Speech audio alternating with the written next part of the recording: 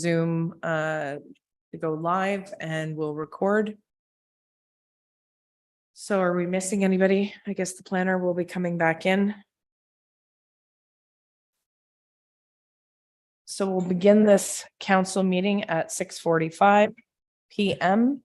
Our apologies to the public who were waiting on us to begin. Our planning meeting went a little bit longer than usual. So I will ask everybody to stand for the national anthem, please, and thank you.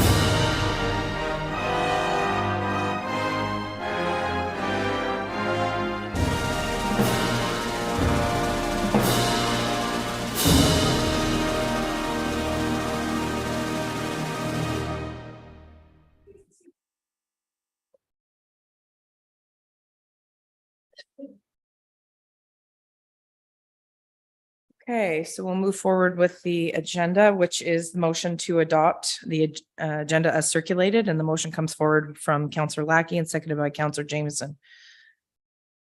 Being no additions or deletions, I'll call the question. All those in favor? All those opposed? And we're carried. Do we have a declaration of pecuniary interest or general nature thereof at this time? Is there any interest to declare? See no interest. So we'll move on to number 5, which is the in-camera session, and there is no in-camera session as of this evening. We'll move on to the consent agenda. So we will move forward with the motion moved by Councillor Lackey, seconded by Councillor Jameson, that the March 13th, 2023 council meeting minutes and April 3rd, 2023 committee of the whole meeting minutes be adopted as circulated, and that the April 3rd, 2023 Public Municipal Act and Public Planning Act meeting minutes be adopted as circulated, and that the February 28th, 2023 Committee of Adjustment meeting minutes be received and filed. Any discussion on this motion? Seeing none, I'll call the question. All those in favor? All those opposed? And we're carried. Okay. Next item is staff reports. And the motion comes forward from Councillor Lackey and seconded by Councillor Foti that council approve the staff reports as recommended on the April 3rd, 2023 Committee of the Whole meeting. I do believe that there was a couple of reports that were to be pulled from the consent agenda. There was some wish for the Cataraqui Conservation Full Authority Board and the physician and health team recruitment to have further discussion on the two. Does anybody have an issue with pulling those? Go ahead, Councillor Lackey. Oops, thank you, Your Worship. And I think there were, was there not more information coming to us about the vacancy options? Yeah, it Is just allows us to put it on the table to have further conversation. Thank you. Oh, sorry, this is the, are you speaking about Cataraqui Conservation Authority? Are you speaking about the vacancy to fill the council seat? Sorry, I may be confused. There were more details coming forward about the process. For Cataraqui? No, for, Yeah, that's The ten vacancy. point one, so that's a Further separate on. motion, not Yeah. part of the consent. I just agenda. didn't know we had to address it here. Not a problem. So with the indulgence of the mover and the seconder, we will be pulling 8.2 and 8.7 for separate discussion. Is that okay for an amendment? Can I have someone to put that amendment forward, maybe? And 40. Okay, so pulling 8.2 and 8.7 from the agenda, from the consent agenda. All those in favor of the amendment, please signify. All those opposed, and it's carried. So the consent motion would be that council approves staff reports as recommended at the April 3rd, 2023 committee of the whole meeting, accepting 8.2 and 8.7. All those in favor, please signify. All those opposed, and it's carried. So with that, we will move to 8.2, which is, sorry, 8.2 Administration Report SR-049-23 Cataraqui Conservation Full Authority Board Appointment. So, Madam Clerk, do you want to speak to the information that you received, and then we can go from there? Thank you, Worship, and through you. So just for clarification, there is no deadline to fill the CRCA appointment. So it's up to council's discretion what you would like to proceed with at this time. Councillor Lackey. Thank you, Worship. And again, I would like to have this deferred until we have a full table. And also, I would like staff to entertain the idea of having someone from the public rather than a councillor serve us at that board as well. Okay, we can look into that for sure. Thank you. So I don't think we need to have that as a motion, or do we need to have a motion because it was pulled from the consent agenda? Or we gave direction? We need to have a motion. Okay. Yeah.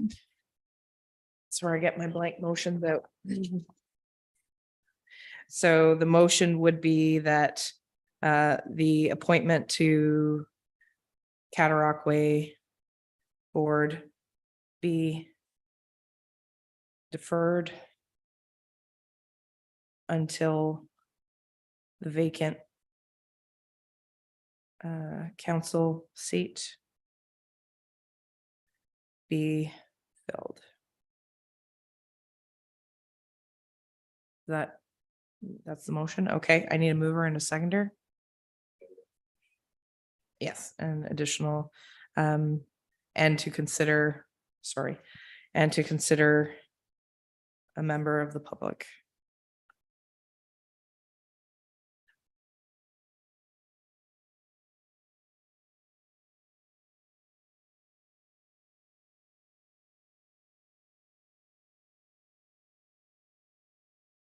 Thank you for your patience. I don't write that often anymore.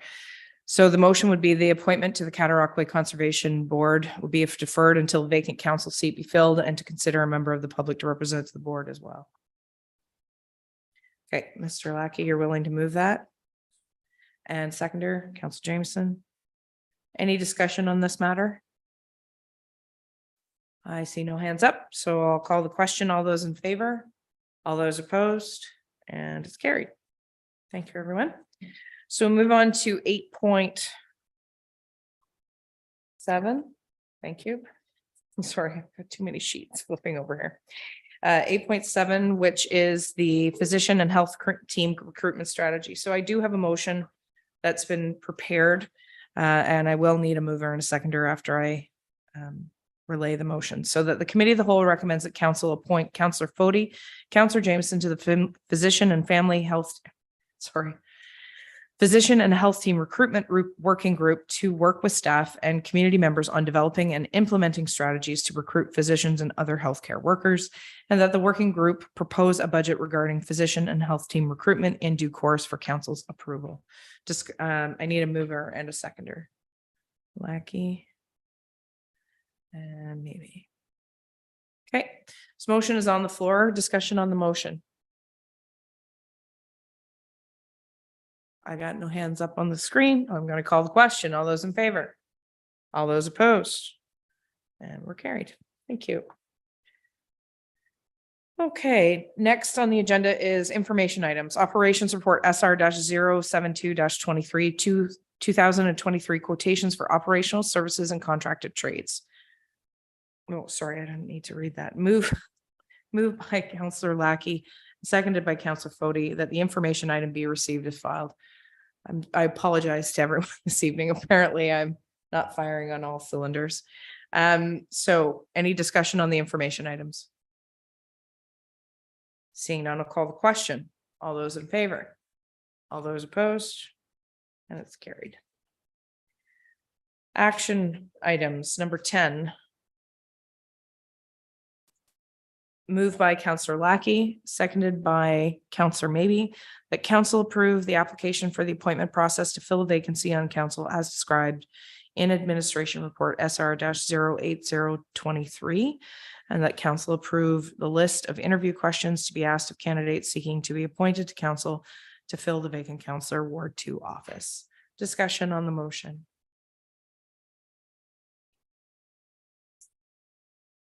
I've got no hands up, so I'll call the question. All those in favor?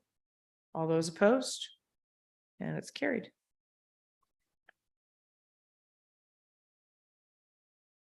Next is 10.2 administration report SR-050-23 appointment of alternate member to the United Counties of Leeds and Grenville.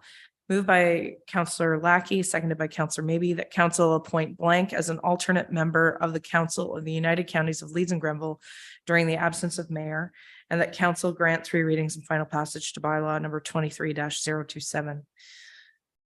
Councillor Jameson, go ahead. I propose blank. You want to submit your name for consideration? No, well, seriously, I mean, I'd be happy to share it with somebody else unless there's a huge overwhelming desire to do it. But I think in the event that you can't make a meeting or it may be reasonably last minute. So I certainly be prepared to step up, but I wouldn't want to do it by myself. He's looking Councillor at you, Councillor Lackey. Lackey. What do you think? I'm terribly easy. So I have 2 suggestions that could be appointed as alternates in the event that I'm unable to attend. Does anybody else have a burning desire? Go ahead, Councillor Fody. Thank you, Your Worship. Through you, just for clarity, was this position not automatically dubbed that person being the deputy mayor prior to the situation? Yes and no. It could have been, but in order to be recognized as an official alternate, this is the motion that has to come forward to be passed at a council meeting prior to be sworn in. Most places have your deputy mayor do it, but since we're in the absence of a deputy mayor at this point, and we don't know who the deputy mayor will be at this point, it's more to have backup for me more than anything. And it means that they can actually swear them in because we've passed the motion here at the table. A follow-up question, then there's no limit as to how many can be on that list. Correct. Okay, thank you. Okay, Councillor Jameson? So just at the point at which we appointed deputy mayor, we're at full strength and we appointed deputy mayor, this could change. It could change and you could be left on the possible alternate list. You know, when you're called up to the big leagues, you know, to swing the bat.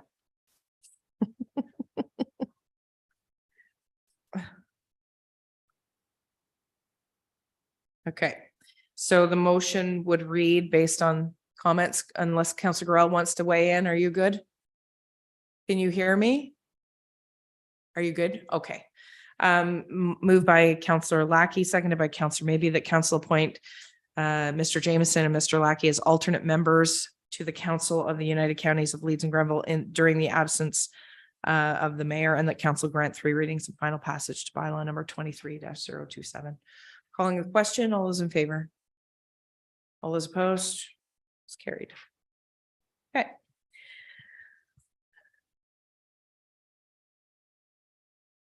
Moving along on the agenda, operations report SR-075-23 update on fire station 2 design. So the motion comes forward by Councillor Lackey, seconded by Councillor Maybe, that the council support the preliminary design and financial estimates and authorize the staff to proceed with detailed design of fire station number 2, layout option 3A, 8,202 square feet, as described in operations report SR-075-23. Comments, questions, queries on this particular report? Councillor Lackey, just getting the director up. So Councillor Lackey, Councillor Maybe. Anybody else want to add to the list? And Bodie. Councillor Gorell, are you good? You want to be added to the list yet? You want to be? Nope, you're good. Okay. Shoot away, Councillor Lackey. Thank you, Your Worship, and through you. I think it's great design. I hope the chiefs had lots of input and the firefighters as well. My only my question or concern is we have a little over $500,000, it looks like, in contingency funds.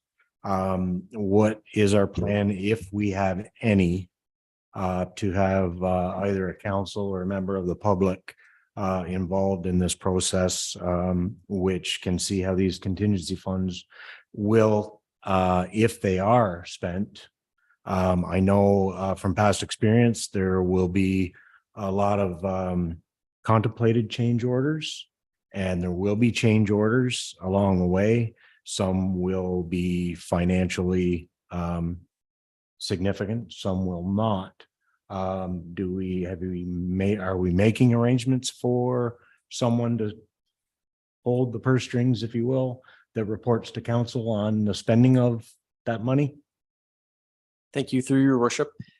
So what we're looking at right now, they've given us a high level cost estimate for the, it's actually a detailed cost estimate where they've broken down each of the individual costs. Obviously, there are going to be opportunities where we'll see overruns. And the contingency is actually built into the tender. So when council awards the tender, when we close it, I'm thinking it'd be sometime later this summer, then that contingency will be built in there. And council has already authorized the use of those funds. If we were to exceed the contingency and go above the approved budget for that, then obviously we would be coming back to council with those cost overruns and providing the rationale for the exceedance of the budget.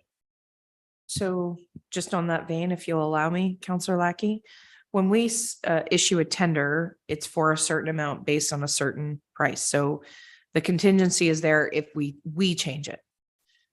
There is a contingency written into the contract where if something does happen, we can respond to it quickly and deal with those issues. But it would be included in what council approves as part of the budget. No, maybe I didn't make myself clear the way I asked the question. When the tender goes out and it's for an 8,200 square foot building. Yes. And we say, the tenders come back and it's $4 million on the nose. So if it's $4 million, we have to approve $4 million, but that's to build an 8,200 square foot building. It should not go over that $4 million unless we change it, correct? So things can happen in the field where, as you're constructing, say we find unsuitable soils under the base and we have to issue a change order on that project in order to address that. There are things that we can do. There are anticipated costs for doing that. So we would get those costs from the contractor. Right. And then if it's going to go beyond the scope of the contract, then obviously we can come back to council and provide those details. But realistically, we're made aware of it. It's based on a change order, which has to be approved. But your question is, who's in charge of that? Yeah, so basically, just as a background, this building, the fire training facility, all had, your contingency is basically extra money. It's over and above the tender amount. Well, sorry, no, I shouldn't say that. That's not correct. We have approved that money, but that money is only if, as was mentioned, there are change orders. But why the change orders, contemplated change orders are coming before? Is it something that we need? It could be a different kind of tile on the floor that they've decided to go to during the process. Well, do you have to have that tile? Like, there's got to be some oversight as to why we anticipate spending the extra $500,000 if need be. Okay, CAO can speak to that. Thank you, Your Worship, and through you.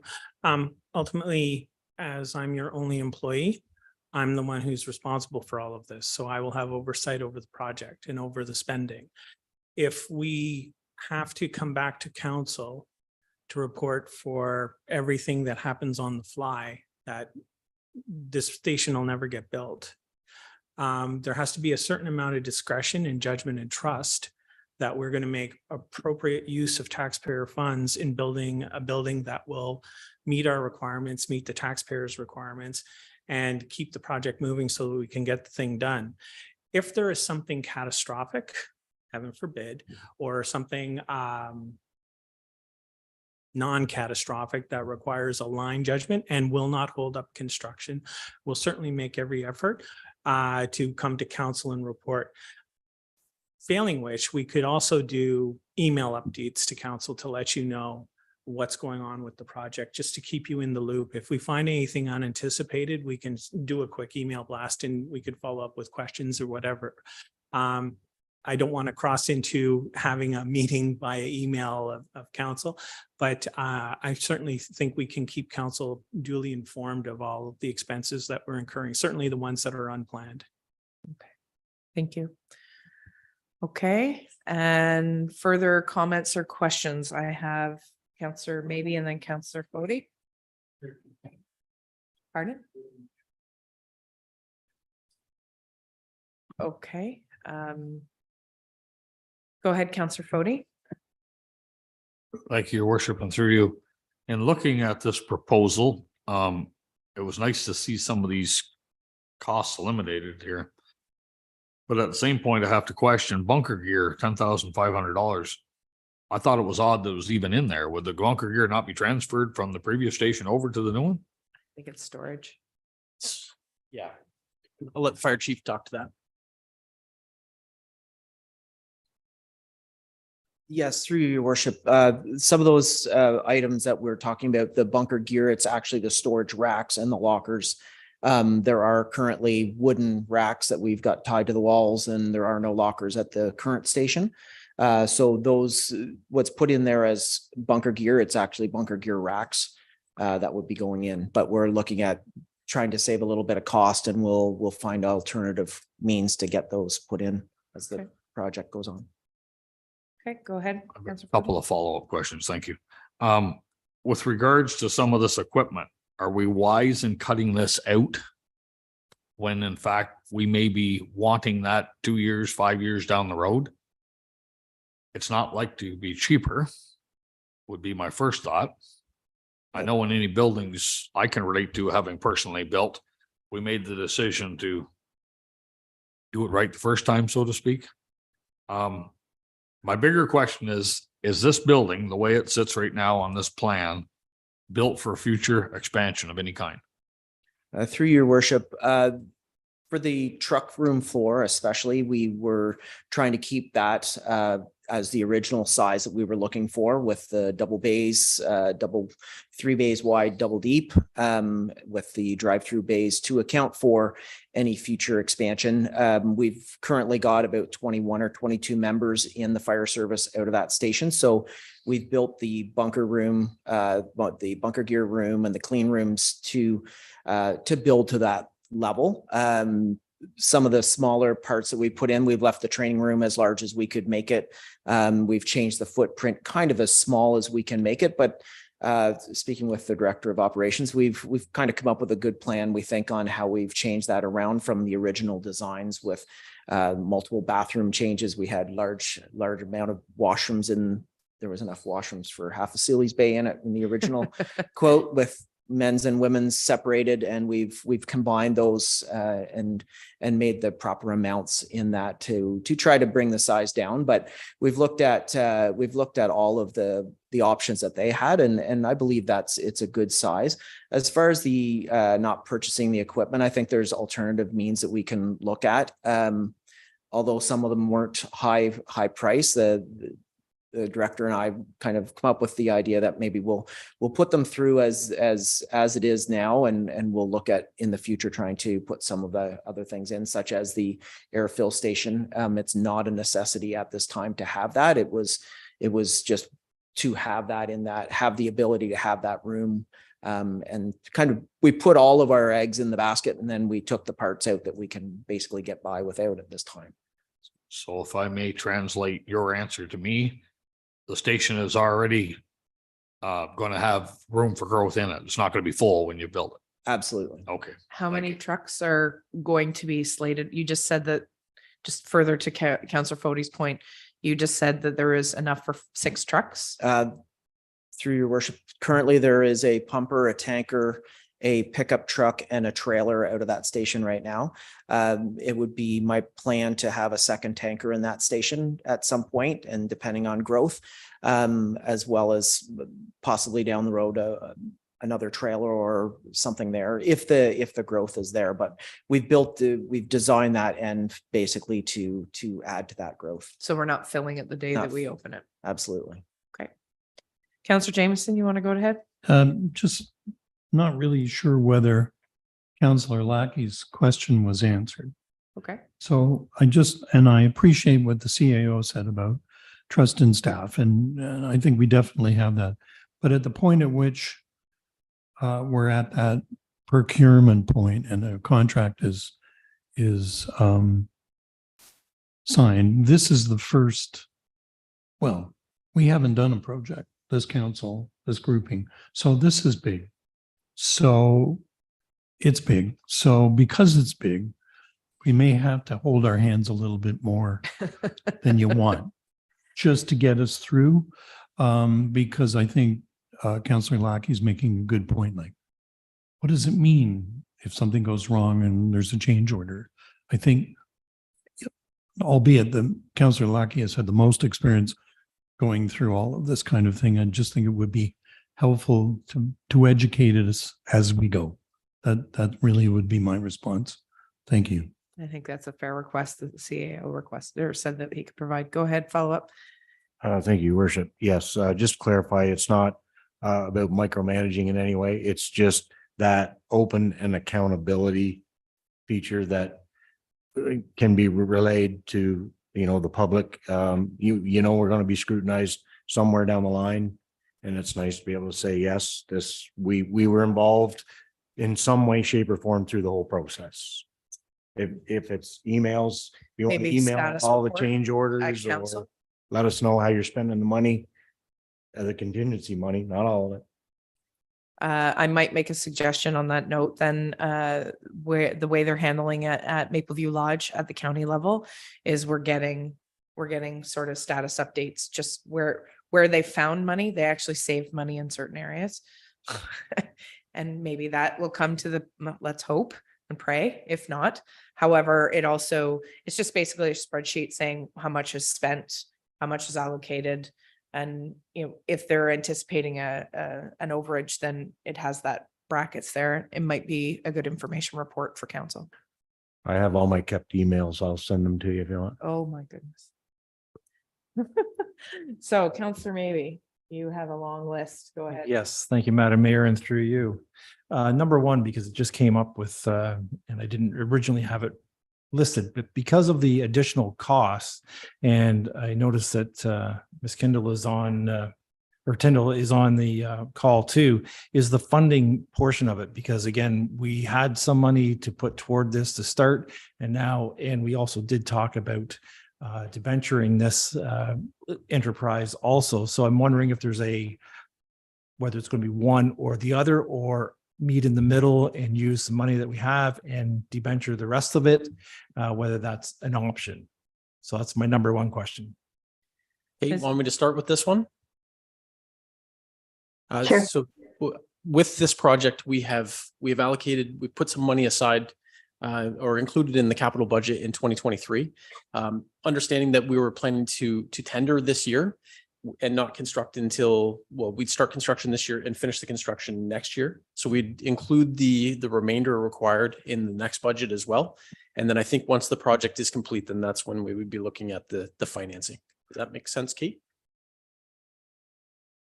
Yeah, through your worship, it's kind of like similar to the pumper truck. I mean, right now we're looking at borrowing for the entire project, but should other money become available, we would come back to council. Either way, with a financing strategy, with whichever funding makes sense at the time, based on the reserve funds and possibly debt and whatever other money might be available. Yep, I think that kind of does it. So we're going to be looking at it in the future. And if we happen to have extra cash that we can put down on this, no different than a house, you're going to put some money down on it to get it down going and then maybe debenture the rest as a possibility. Okay, so that does that one. Something else that Councillor Lackey mentioned is the out of scope. So it's things that happen during a construction period that you don't really count on or isn't looked into at the point of design. So you end up without a scope. So then you get into the contingency plan or contingency money, if that's possible. And typically it's 10 to 15% of the actual project. In some cases, depending on the actual amount of money. I deal with this almost every day. Okay, so that's where that would come. So I have a few now my questions that I actually had down. The EMS standby that is suggested, will that require, and Station 3 ended up having 3 full bays dedicated to this kind of service. I don't believe we're looking at that type of situation in this case, not that it's not warranted, but because they only talk about the one that's at Elgin, the one that's Cataraqui, to kind of come and station there. And that's my anticipated thought on that. But having to actually anticipate in this build an extra whole bay for them. Through your worship, I've spoke with the chief of EMS. I don't think they have any appetite at this time to have another EMS station. What happens currently is that the ambulances sit at 15 and 32. And as part of their collective agreement, they can't sit there for longer than a certain amount of hours. I think it's 2 to 4 before they have to move to be able to rehab themselves. So having access to the bathroom, having their EMS unit inside periodically. We've talked about the possibility of that, but there would be no actual EMS quarters or anything of that nature at this time. So that's just because of the moving. If you ever watch the council, the most exciting part of county council is when they start moving the ambulances around, when one ambulance moves, and they often sit at the junction. And because there's also no cell service there, no washroom facilities, especially late at night, it does. And I'm sure that there's a way that we can work something out with county, but they have no desire to put a ambulance station at the corner of 32 and 15 at this point. Thank you. Next question is the loft area that was proposed, was it going over top of the meeting room, bathrooms area originally in the design and not the loft area that is in the original design that's attached to the base? The loft area was to go over, be part of the apparatus bay itself and be over top of the bunker room and decontamination room. Which is still on the design then? It is in the design, it is included in there, but what we're proposing is to remove that from the future design as we move forward for the cost savings, because the costs are so much higher. Yeah, because I had 2 meeting rooms plus a storage room, if I remember correctly on that. So in the design for the mezzanine, there was mechanical, which can be put on the roof, and then storage. Okay. Kind of answers it, but again, it leads back to the total plan.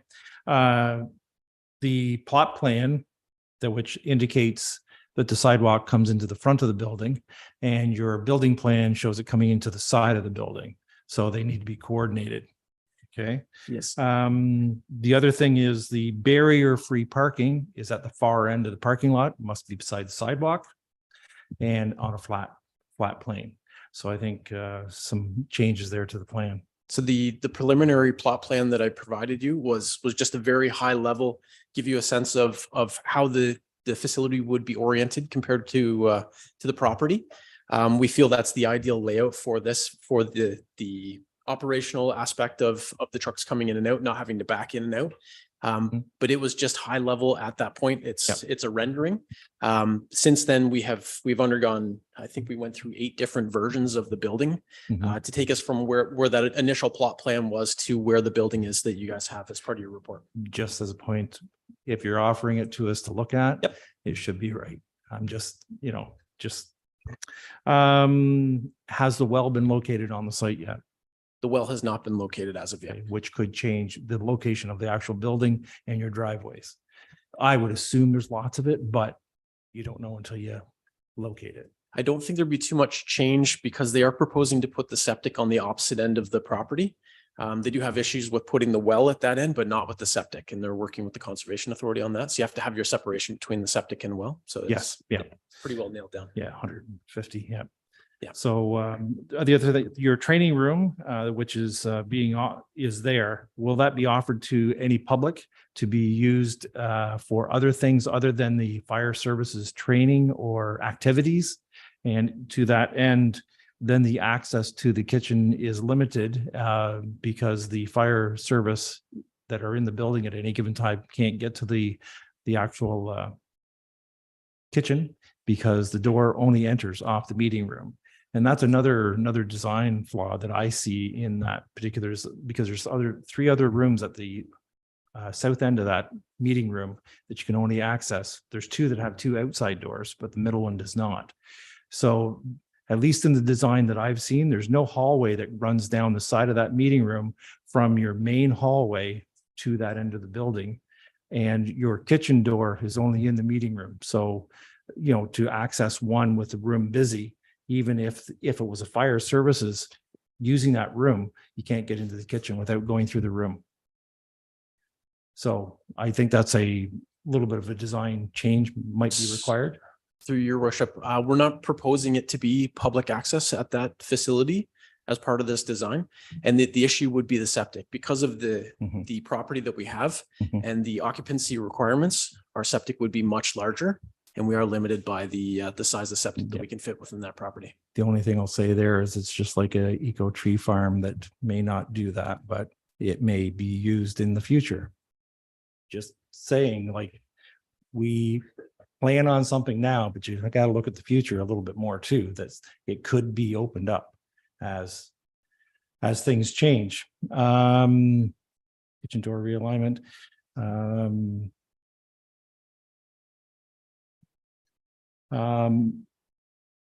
Just a second, got to read my note here as I'm writing. The eliminated items that you have, again, we touched on it lightly again, and will the facility have space adequate for all of the items that have been removed from that for cost savings? And that cost savings is 293,000, or did it? I think it's something different. I just see at the bottom that the cost savings from removing all those items was what? Sorry, $293,500. $293,000 on a building that is going to cost us $4.5 million, right? I guess my only question is why? I know it's dollars and cents, but if we're going to build it, why don't we build it properly, completely and ready so that you turn the key and it's already working? To me, it makes a lot more sense. We're going to build a building with space available to do some of this stuff, but then it's going to be years down the road before we actually get it. And, if we're going to build it, let's build it. I've seen this way too often where the speculation of what you're going to do is best laid plans, but in the end, it doesn't get there. And then the building doesn't become as functional as it once could be. Certainly the mezzanine, is that something you really need? But the other things, again, we want it as a training center. So the commercial kitchen, I thought, was going to be one of the larger items on this, to actually enhance our training facilities that which are busy and have done well so far. So I see that as a viable thing to try to get this in here. The one other point that I want to make on this is I did offer my services way back when we started talking about this to actually be part of this, to maybe, so I wouldn't have all these questions right now.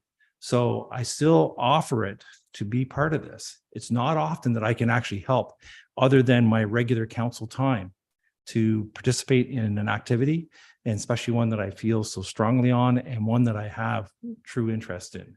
So I still offer it, and I would like to be part of this going forward, maybe a bit more than what has been offered already, so that I could be a council representative on this project for us here. And I have no problem being that. So I look forward to possibly having that opportunity. And I may have a couple more questions that I had here, but I'll leave them alone. Can I just add? Happy to have you a part of the design moving forward. This is just preliminary, what they've given us so far. We are not into the detailed design stage yet. This is to get us moving towards the detailed design stage. And absolutely, it'd be great to have you a Yep. part of that. Just as a follow-up, I find that the ones leading up to this point are more important in my mind, having been a part of a lot of these contracts with where I am in life right now. So these initial ones are more important because you don't get to the point where something gets missed. And I see that happen way too often already. So thank Okay. you. I have Mr. Gorell who has some questions. Go ahead. Thank you, and through your worship. Looking at the numbers, some months ago, we passed, I believe, a very fine report regarding our level of debt. And I remember that it was a reduction in what we were going to allow ourselves from what the province says we can. I've forgotten the numbers, so I was just going to ask our treasurer, are we comfortable with the limits that we established in that new debt policy with what we're proposing here? Because one of the items here is a year old in the links, and it mentions, the $3 million that were allowed by the province. We changed that, and I just want to make sure that we're still okay with our new bylaw. Thank you. Ms. Tyndall? Hi, through your worship. So the debt repayment limit is actually the amount of payments we make in 1 year. So even if we're looking at this loan, and I apologize, I forget the estimated loan repayment amounts based on this debenture if we were to borrow originally what we had planned, but we're nowhere near the annual limit because we have so little debt right now. But I can definitely provide an updated summary of what that would look like based on the new numbers that Dave's working with now. Right. You answered the question. That's annual debt repayment, and we're well under it. That's what it was. Yeah. Thank you very much for that. Appreciate it. Thank you. Okay, no further comments or questions at this point? Seeing none, I'll call the question. All those in favor of the motion at hand, please signify. All those opposed? And it's carried. Okay. So next item is 10.4 Planning Report SR-075-23, moved by Councillor Maybe, seconded by Councillor Fody. The council approves the award for request for proposals PLA-2023-001 for community improvement plan development to Republic Urbanistmo. I don't know if I'm urbanism. Oh, I'm missing a space. To be funded from the Community Improvement Plan Reserve Fund. So I apologize. I was like, what is going on here? Any discussion on this motion? Go ahead, Councillor Maybe. Yeah, thank you, Madam Mayor, through you. One of the roads that kind of jumped up at me was LaRue Mills Road, with it only being roughly 3 years old already, that had been all refurbished. Why is it on the list at this point? Just roughly numbers is 3 years old. I'm not sure that's this report. That's not this. This report is in regards to the RFP for community improvement plans. I was going to say, you're asking her about roads. You got the wrong person.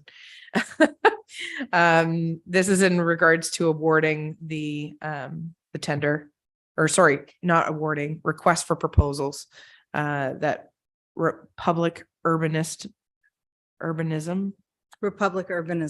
Thank you. Oh, Republic. See, there's a colon in here and I'm totally screwed up.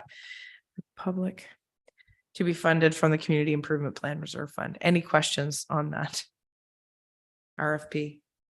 Go, oh, I'm sorry, Brock, go ahead. Thank you, through you, your worship. For the last 4 years, we've talked, bantered around the idea of community improvement plan. And finally, here we have in front of us a $70,000 odd a proposal. And I'm still a little vague in my mind, to be honest. And I remember putting a lot of time on this years ago. But so here we are going to produce another report, a big one. It should be big. Is it going to include, could we get an overview of what we're buying for $70,000? Refresh my memory of what a community improvement plan means, where the province thinks about this. And are we talking about doing possibly some redesign of parking areas through villages? We have settlement areas, technically 5. If I exclude, I believe we got 4. It's going to take millions to do important work here. So here we are. They're going to come up with a study that's going to be spectacular, I'm sure. It's what they get paid to do. But then, are we going to have any money to deal with this? Once again, it's going to take millions. Or are we just talking about painting things and making them pretty? It's vague in my mind, and believe me, I had read a lot about this prior to tonight, so I wouldn't mind an overview. Thank you. Go ahead, Madam Planner. Thank you, through you. So the community improvement plan is different than capital projects in terms of roads and that type of thing. So to begin with the community improvement plan, a big component of it is public input and understanding areas that the community wants to focus on in terms of community improvement. So it can include programs for facade improvement. It could include fee reductions for building permits for types of development that the township wants to see. It can include different things related to property standards and property improvements, different ways of incenting the type of development that we want to see in different areas of the township. So this is very much a community-driven process. A significant component of the project is consultation with the community groups and with the different areas and seeing the township, understanding the different incentives that might be available. So, for example, we currently have community grants. It may look at different ways to use some of that community grant money or direct it. And these are all things that I can't say right now because obviously it hasn't been determined what the priorities are going to be through community improvement. So we're going to need to work with the peer groups, with the different settlement area groups and sort those things out.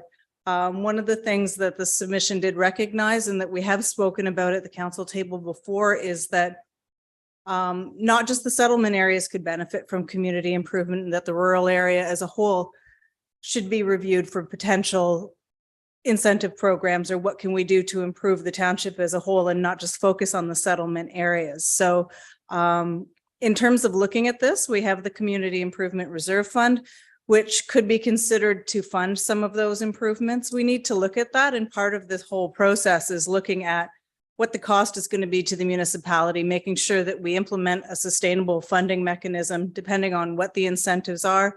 As I said, it could be fee reductions. There's different ways to look at it. So it's hard for me to say what the resourcing will be at this point in time, but a component of this project is making sure that it's something that we can do and something we can implement and something that's feasible to achieve what we want. Just a quick follow-up. I heard you mention it's really not about capital infrastructure programs, and I'll just stop the top of my head, say, restructuring some nice parking, paving stones, and what you often see in nice communities.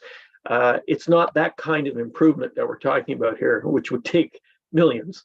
It's more, as you've described it, it's community input, and it's pretty open to interpretation here. Does that sound correct? That's correct. It's more of a grassroots program to look at how we mobilize our local resources and how we can improve the local areas, what it is they want to see, and identifying based on the priorities of the different project areas, what programs are the best suited to achieve what they're hoping to achieve. Okay. Thank you. Okay, Councillor Jameson, go ahead. So I appreciate the information that I was provided with and took a look at it all. Now I'm getting a bit nervous to the extent that we finally went to a lot of time and effort, staff particularly, to develop the asset management program.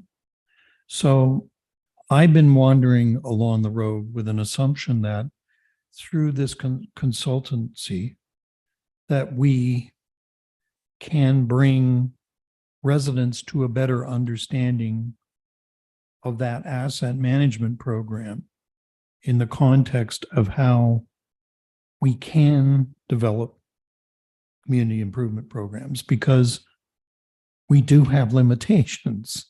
And what we run into all the time is, okay, we've got this building with a bad basement, and we've got something else flooding, and we've got this to do and that to do. And then somebody says, yes, but what about the flowers?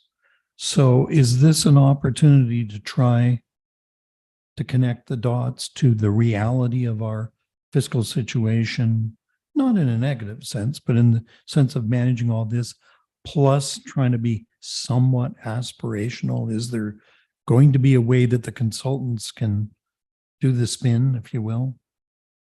I'm going to say yes. And one of the nice things about the proposal that's been selected is that they do have an economic team on board. So there will be an element of looking at that. And as I said, it's really important to look at what's feasible and what's doable. And so that's something that I'm hoping we can achieve through this process.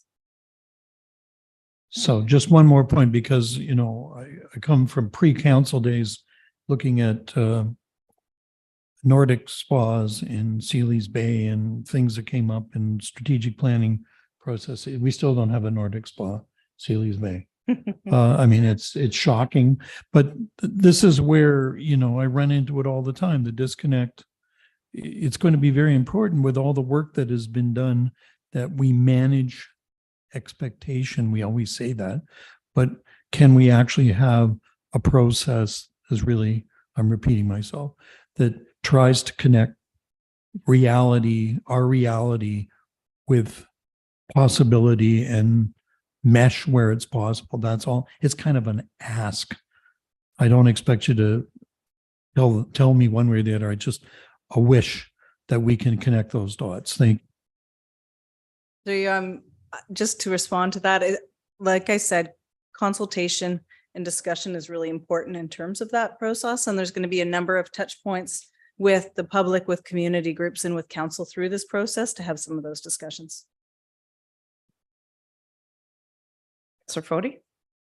Thank you, Your Worship, and through you, I'm assuming, which I shouldn't do, approving this tonight would bring this forward to, say, peer groups within the month to get it started. Would that be an assumption? A little bit aggressive in terms of that, because we have to do the startup meeting and meet with the Right. consultants and understand what background and information, everything they need. I'm just looking at the project timeline right now that's part of the submission. And the first phase is looking at information background and preparing the engagement strategy in more detail. It looks like the public launch would be towards the middle to end of May. So the Nordic spa might not exist till going on toward winter for $70,000. Oh, I'm glad that we all have a sense of humor at this point. So, Councillor Garrell, go ahead. Thank you once again, through Your Worship. Having seen when we were new to council, I remember the cafes, I believe it was for the strategic plan at that time. And we had community cafes and vision groups and whatnot. And then we had one again, in Rockport regarding our study. And from these things, it was hard to garner that anything actually occurred, and they collect dust. And with respect to Councillor Jameson's comment, I think the guardrails have to be very, very clear here. And so having read more consultancy reports than I'd intended to when I came on council, I recognize that they get paid by the word. And it would behoove us to get the message out there. Like, we haven't even talked about what kind of budget would this thing be? Is it, hey, you got over umpteen years, what are we talking? It's still, thank you for your explanation, but when we start going out to the public and expectations start going through the roof, then it's like setting it up for failure. It's like people saying, well, geez, we had this big consultation and nothing came of it.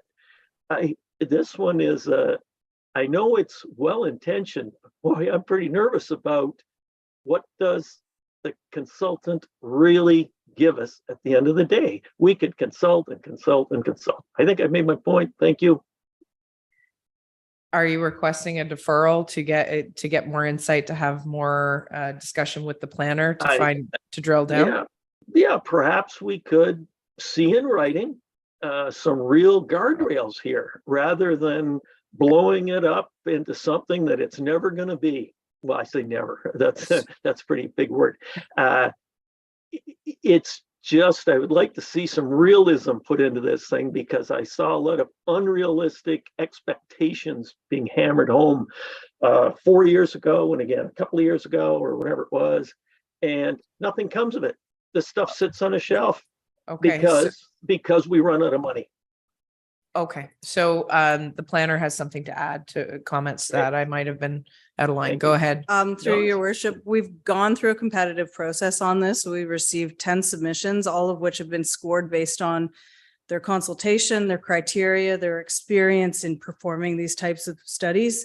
The selected proponent has a lot of experience in doing and delivering these types of things. There is the public consultation that's built into this. Part of the deliverables include preparing all of the information in terms of the application forms and the structure of the program, so that staff then just take and implement it going forward. It looks at what council would look at. It talks about what staff need to review and the criteria in terms of ranking submissions for community improvement grants. The timeline for this has been set out through the procurement process, that it's to be completed by the end of the year. Deferral of this would impact that whole timeline and jeopardize our procurement process. Okay. Duly noted. So the motion still stands on the floor unless otherwise. And did I miss anybody who wanted to make a comment on this?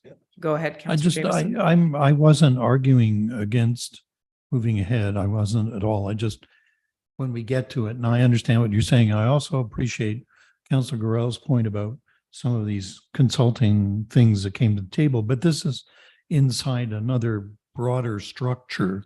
So, official plan comes in, the asset management program's in place, and now we get to the SIP program. So there's a sequence. It's not just, let's do a landscaping plan for one of the villages. It's $4 million, and then it goes away. This is a sequence of events that should lead us to something that is practical and doable. And it does have a time frame. I learned that. So we need to kind of move on it and get to it, or we may lose out on other external funding opportunities. And that's always something to think about. Thank you. So I have a question, Madam Planner. As far as the reserve fund, can you refresh my memory and how much is in the reserve fund for the community improvement plan? The reserve fund, following the completion of the CIP study, is around $121,000. The other thing that the submission identified is looking at those partnership opportunities with other grant opportunities through different levels of government. So the consultants recognize the need to look at how we leverage our assets, what we have in our resources to get the most out of the program, rather than just strictly depending on reserve funds. Okay. So with that, I'm going to call the question as it's been presented. All those in favor of the motion at hand? All those opposed? And it's carried. Thank you. Okay, next item is operations report SR-078-23, supply and application of surface treatment. Motion comes forward from Councillor Fody, seconded by Councillor Maybe. The council authorizes tender for OPS-2023 -014 for the supply and application of surface treatment to Miller Paving Group in the amount of $484,658.25, inclusive of the net HST. Discussion on this motion. Councillor Maybe. Thank you, Madam Mayor. I think you may have the answer already. I have the answer. Yes. Thank you through your worship. So just to follow up what his question was, LaRue Mills Road came up in this year's plan, was constructed in 2020, I believe it was before I got here. So when we prepare our capital plan for the year, we use the numbers generated from the asset management plan, which are created from an evaluation that we do. So if everybody remembers, in 2020, end of 2020, early 2021, we undertook an assessment of all of our road network. And what that does is give us a point on the graph of where the road is. And then they use the calculations to create the curves based on that. So with the road being as new as it was, and then the point on the curve, the evaluation that we gave it, it has a skewed graph as a result of that. So when we prepare that plan for the year, we do it in the middle of the winter. So it's hard for us to assess what the road looks like until the spring comes. So we provide this list, we give it to the contractors, that it's spit right out of our asset management. And then similar to what we did with Fairfax last year, because it was a similar situation, we look at the road and say, well, it doesn't actually make sense to do that road at this time, and postpone it for 1 year. And that's when we actually picked up Union Road, because when we're doing surface treatment and we're doing seal coats specifically, we're looking for certain things. You look for the condition of the road, the shape. If it still has its shape, then that's an ideal candidate. You also look at the surface defects. If you start to see streaks, when it's a surface treated road, it looks uniform. There's gravel. There's a good mix of gravel and oil in it. When you start to see the streaks where there's no longer gravel, then you're getting towards that point when you should be putting a seal coat on it. So now that everything is opened up, and we'll be talking to the contractor, we'll go back through, and we're planning on doing a full road needs assessment again this year. And we'll look for those trigger points. We'll look for the crossfall. We'll look at the streaking. And then if we need to adjust something, then we'll adjust something similar to what we did last year. Basically, we're not doing LaRue Mills Road definitively. Just to answer the question, I have not seen LaRue Mills Road yet this year to know what kind of condition it is compared to when we should be doing the seal coat on it. As we go around and look at the roads, we'll have a better sense of whether we can push it off or whether we should be doing that right now, if there's a reason for the rating being said what it is. Yeah, so just as a follow-up, it is on the list to actually be done in this report. So you're saying it might get deferred once you put your eyes on it and the condition that it's in. Would that money then be deferred to another road if you're not doing that one? Yes. Yeah. It's all about the volume of surface treatment that we're booking. Similar to what we did last year, where we had Fairfax in the plan and pushed it off for a year because we knew we could. And did Union because we knew we couldn't push that one off. Yep. We'll do the same thing and Blue Mountain was the one actually last year. And it's a fairly lengthy road, so there is a potential that there's going to be some extra. Okay, thank you. Yeah. Okay, further comments or questions in regards to this tender? Seeing none, I'll call the question. All those in favor? All those opposed? And carried. Next item is Operation Support SR-079-23 RFT-OPS-2023-015, supply and application of microsurfacing. Motion comes forward from Councillor Maybe, seconded by Councillor Fody. The council authorized staff to award the tender OPS-2023-015 for the supply and application of microsurfacing to Miller Paving Limited in the amount of $189,296.62, inclusive of the net HST. Discussion on this motion.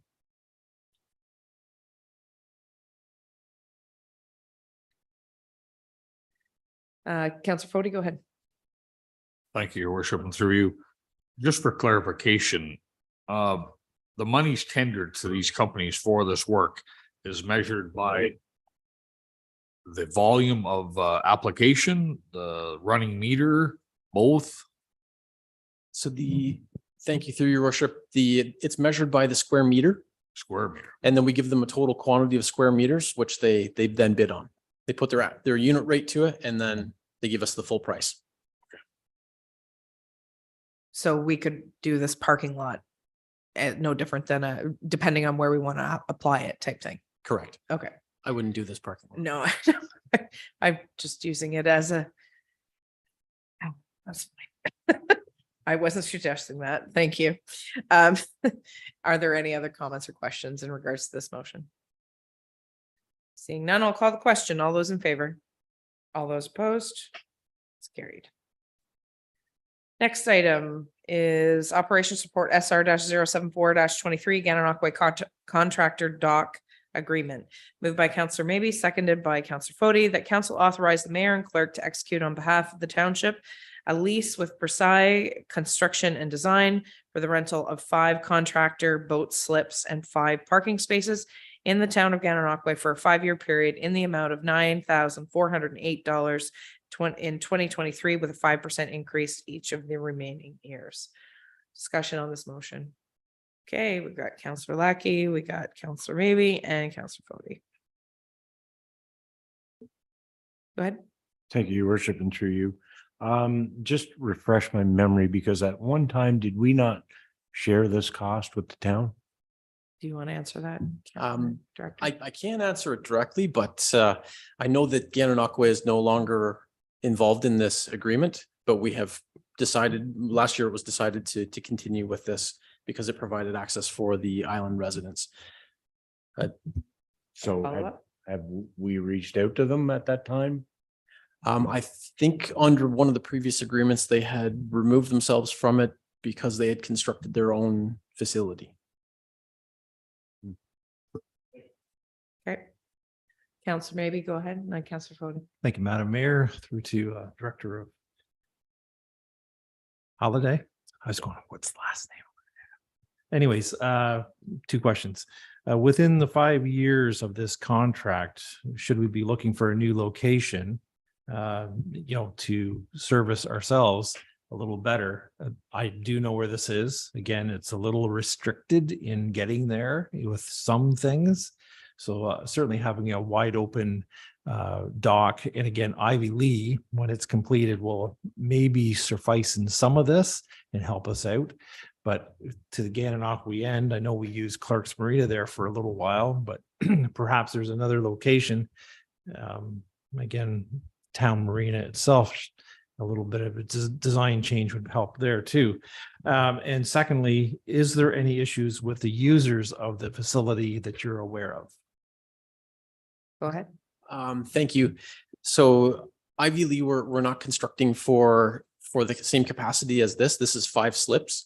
I had done a comparative analysis of the cost of slips in the area last year, and this was very economical compared to what I was comparing it to, Gananoque included. I think we do get good value for the service. When we had an issue last year with the condition of the docks, they immediately went and fixed them before our agreement had started. So they took care of the issues. I think that they're not absent landlords. They do deal with the issues. In terms of Ivy Lee being a secondary location, it does serve our western limits, and as you know, it's a fair piece to get from Gananoque to Ivy Lee. So I think it's the the convenience of it. I have not heard anything from contractors about accessibility issues. I know that myself driving in the laneway seems fairly tight as well, and then getting out through the river it's a busy spot. Not wide open as some other locations, but that's my assessment. Just as a follow-up, thank you, Madam Mayor. The boat slips weren't really the concern to me. It's more the accessibility for all the equipment and deliveries to actually get loaded onto whatever craft it's going on. And that's where the Ivy Lee dock refurbished is going to be a much better location for that type of transactions. Yeah. Yeah, if just to your point, Councillor, maybe if you're loading any sort of equipment, you're not doing it at that contractor dock. That's really more for materials and people tools to get across rather than mini excavators or whatever. There is some capacity to get those smaller pieces of equipment through, but if you're taking anything, you're getting a barge and something with a very different accessibility requirement, I would say. I have Councillor Fody and then Councillor Lackey. Thank you, Your Worship, and through you. You answered my primary question, which was the cost. So I'll stop there. As for the little bit of reference I have to that doc, Councillor Lackey could likely expand greatly on that. I know personally 2 different people on the river that use this, and one was recommended to them as a source to use this to move lumber for building docks, decks, gyprock, that type of thing. And then I was talking to some of the contractors that actually do use it, and they said it's adequate for what they, and one fella indicated, he said, I wouldn't want it larger because larger would be there. Correct. Just a thought, perhaps it's an opportunity for us to put a sign up at that dock. Don't forget your building permit on your way over to do your work. I say it kind of jokingly, but it may not be a bad idea. I know that there's been a lot of building without permits that we've found over the last 12 months, and maybe just a gentle reminder that here's a website you can go to with the QR code, or here's the phone number of the building department. Please contact them prior to constructing anything anywhere on waterfront property.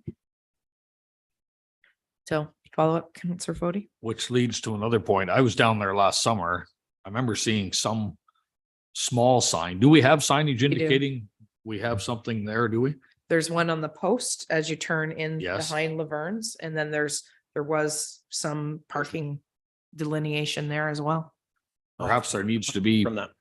I agree with your point in indicating, make sure you got the permits for what you're doing. I think that's a real good point.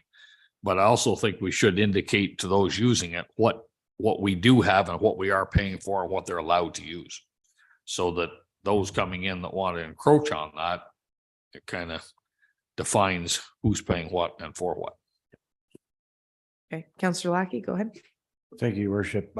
Just from experience, this is a good value for our residents, our islanders. As an islander, you don't have the ability to go to the dump to get rid of your garbage, or at least I hope you're not throwing it in the river. But that's one of the things is they can transport trash, mattresses, any larger household appliances that islanders can do themselves. They use that as an access point rather than hiking down the Cataraqui Municipal Marina with 30 or 40 other fine people that probably won't help them anyway. But no, I think it's a good value for the money. Any further comments or questions in regards to this? Seeing none, I'll call the question. All those in favor? All those opposed? And we're carried. It is almost 8 o'clock. Gentlemen, are we good for a break for 5 to 10 minutes? Can we take a little bit? How many? 1, 2. Yeah, if we could have a quick break and 5 minutes, and then we'll be back at 8:05. Thank you.